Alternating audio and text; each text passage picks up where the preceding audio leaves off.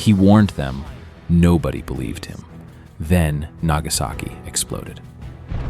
He survived the impossible. An atomic bomb exploded 3 kilometers away from him. 70,000 people died instantly. He didn't. 3 days later, he went back home. Injured, burned, traumatized. He tried to warn people about what he saw. Nobody believed him. And then, it happened again, in the same week, with him in the middle of it. August 1945. World War II is in its 6th year. Germany has already surrendered. Europe, silent. But in the Pacific, Japan keeps fighting. America demands unconditional surrender. Japan refuses. Millions have already died, and the war shows no signs of ending. Until the Americans decide to use something new, something that will change the war and the history of humanity forever. The Lucky City. August 6th, 1945, 8:15 in the morning. Hiroshima. A white flash, silence, and then nothing more. But before that, before the end, Hiroshima was the lucky city. While Tokyo burned, while Osaka disappeared under incendiary bombs, while Nagoya turned to ashes, Hiroshima remained intact. Months passed. American B-29 bombers crossed Japanese skies every night, destroying city after city. But Hiroshima? Nothing. Not a single bomb, not a single attack. Residents began to believe they were lucky, that perhaps the city wasn't important enough to be a target, that perhaps they were safe. They didn't know the truth.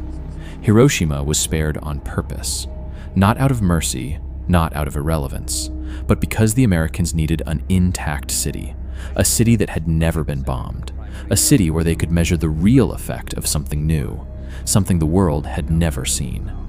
Hiroshima was the perfect laboratory, and no one in the city knew it. Among Hiroshima's 350,000 inhabitants was Tsutomu Yamaguchi, 29 years old, naval engineer. He had been in Hiroshima for 3 months, working on the design of a new oil tanker for Mitsubishi Heavy Industries. He had a wife. He had a young son. Both were at home in Nagasaki, waiting for him to return. And finally, after 3 months away from his family, the work was finishing. August 6th would be his last day in Hiroshima. Last meeting, final adjustments to the project, and then he would go home. Yamaguchi woke up early that morning. Clear sky, hot summer day. He packed his things at the hotel, had breakfast, got ready for another normal day of work. He didn't know that in a few hours he would see something no human being should ever see, and that it would happen to him twice.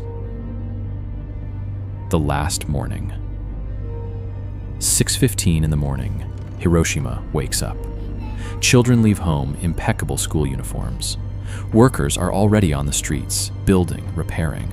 Electric streetcars circulate through the main avenues. Yamaguchi leaves the hotel. He walks through the city for the last time. Everything seems normal, peaceful, safe. 7:09.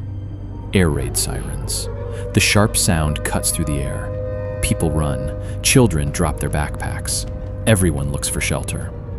Yamaguchi enters a nearby building. He looks at the sky through the window. A plane, alone, flying high. American B-29. But it doesn't drop bombs, just passes, straight, silent, disappears on the horizon. 7:31. Alarm canceled. Authorities announce false alarm. People leave the shelters, breathe relieved, resume what they were doing. Yamaguchi leaves the building, continues walking toward the office. No one realizes that plane, that lone B-29, was checking weather conditions. Clear sky, perfect visibility, ideal conditions. 8 in the morning. At 9,000 meters altitude, invisible, another B-29 approaches. Name, Enola Gay. Pilot, Colonel Paul Tibbets. In the bomb bay, a single weapon. Codename, Little Boy. Weight, 4,400 kilograms. potential energy equivalent to 15,000 tons of TNT. Tibbets adjusts the course. The bombardier looks through the sight, looking for the target, the WWII bridge, T-shaped, easy to identify. Finds it, adjusts the aim. 8:14. Yamaguchi is 3 kilometers from the WWII bridge, walking down the street, almost reaching the office. Around him, the city lives. Blue sky, clear, silent. 60 seconds. 59, 58. No one sees what's coming. No one hears. No one knows. 8:15 and 17 seconds. Little boy is released. 43 seconds of free fall. 600 meters from the ground. Altimeter activated. Detonation. The impossible. White flash. Yamaguchi sees it. Doesn't understand what it is. Doesn't have time to understand. The light is brighter than 1,000 suns. Blinds. Burns the retina. And then, the heat. Thousands of degrees. Instantaneous. Heat wave sweeps the city. Wood ignites. Metal melts. Skin. Yamaguchi feels his face burning. His arms burning. He's thrown backwards. 4 meters. 5. Hits the ground hard. Eardrums rupture. Sound disappears. Silence. Absolute silence. He tries to get up. Body hurts. Hands shake. Face throbs. Looks around. Where was the city? Where were the buildings? Where were the people? Smoke, fire, debris, and silence. That impossible silence. Within a 1-kilometer radius, everything is destroyed instantly. 70,000 people die in the first seconds. 70,000 in seconds. Yamaguchi is 3 kilometers from the epicenter, far enough not to be vaporized, close enough to never forget. He manages to stand up, staggering, dazed, burns on his face, on his arms, on his hands, blood dripping, blurred vision. But he's alive. Around him, other people, some walking like zombies, others fallen, motionless. A woman passes by him, serious injuries. She makes no sound, just walks. A man tries to call for help. Mouth moves, but Yamaguchi hears nothing. Ruptured eardrums. Only silence. He needs to get out of there. Doesn't know where to go. Doesn't know what happened. Just walks. Stumbles over debris. Passes bodies. Moves forward. Hours later finds an improvised shelter. Other people there. Injured. Burned. In shock. Yamaguchi sits down. Leans against the wall. Looks at his own hands. Burned. Trembling. Tries to understand. A bomb? But how? How did a single bomb do this? He has no answer. No one does. The escape and the ignored warning. August 7th. Yamaguchi manages to reach the train station. The station still works, partially. He needs to go home, needs to see his family, needs to leave Hiroshima. Boards a train, packed with wounded, burned, dazed. No one speaks, just silence. The train departs. Hours later arrives in Nagasaki. Yamaguchi gets off, staggering, injured, but alive. News about Hiroshima has already started circulating. Radio talks about a new type of bomb, but details are scarce, censored. No one talks about entire city destroyed, yet. His wife is waiting at the station. When she sees him, she screams, runs to him. Burned face, improvised bandages, torn clothes, stained with blood. She asks what happened. Yamaguchi tries to explain. A bomb, a single bomb, destroyed the entire city. She looks at him, confused, scared. A single bomb destroyed everything? The news didn't say that. It can't be true. But she doesn't argue, just takes him home, tends to his wounds, lets him rest. August 9th, morning. Yamaguchi should stay home, should rest, recover, but he goes to work. Japanese culture, duty, responsibility. Even injured, even traumatized, he goes. Arrives at the Mitsubishi office in Nagasaki. Colleagues see him enter, are shocked. Bandaged face, burned arms, walking with difficulty. The manager calls him to the office, asks for a report about what happened in Hiroshima. Yamaguchi sits down, takes a deep breath, begins to explain. It was a bomb, but different from anything I've ever seen. A flash, brighter than the sun, and then heat, total destruction. The entire city disappeared. The manager frowns. The entire city? With one bomb? Yes. Yamaguchi-san, you're exaggerating. Yamaguchi tries again. I'm not. I saw it. I was there. 70,000 people died, instantly. The manager shakes his head.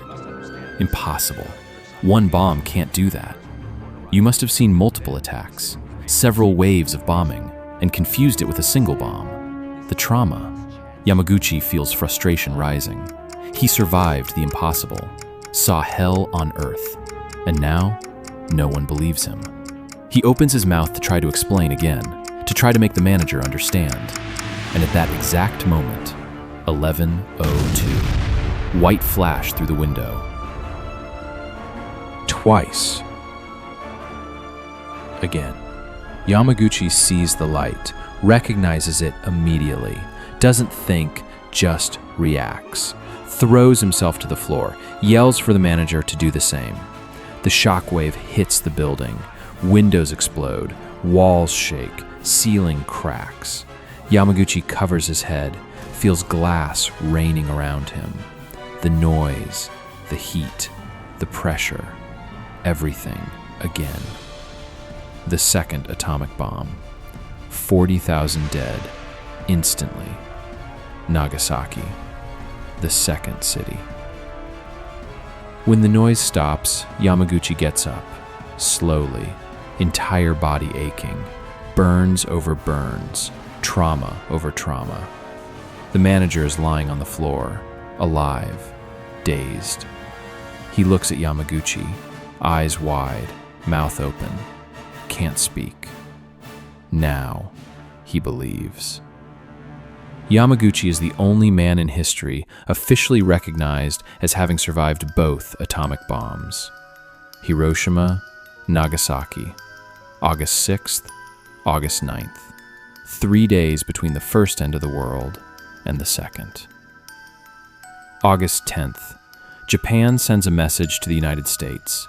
They will surrender, but only if the emperor can remain. America agrees. The war is over. August 14th, night. General Korochika Anami sits alone in his office in Tokyo. He led the Japanese High Command, fought against surrender until the last moment. Honor above survival, death before defeat. But the emperor decided, and the decision is absolute. Japan surrendered. Anami writes a letter, apologizes to the emperor for failing, then performs seppuku, ritual suicide, samurai style. He cannot live with the surrender and chooses to die. Yamaguchi also survived the surrender, but made the opposite choice. He chose to live with the burns, live with the trauma, live with the memory. For 65 years, Yamaguchi carried the weight of what he saw. He got married, had children, worked, lived a life, but never forgot. Spent decades trying to make people understand, giving interviews, sharing his story, warning about nuclear weapons, just like he tried that morning of August 9th at the office in Nagasaki, when he told the manager, one bomb can destroy an entire city, and no one believed him, until it happened again. Yamaguchi died in 2010, 93 years old. 2 cities, 2 atomic bombs, 200,000 dead, and one man who saw the end of the world twice in the same week. If this story made you think about decisions that seem rational but destroy everything, you need to know another one. An emperor who had just won a civil war, 80,000 warriors, absolute power. But he enters a square unarmed, as if receiving visitors. 30 minutes later, he's captured. 7,000 dead. The Fall of the Inca Empire, Part 1. How 168 defeat 80,000. Link on screen now and in the first pinned comment. Subscribe, share, and comment. See you next time.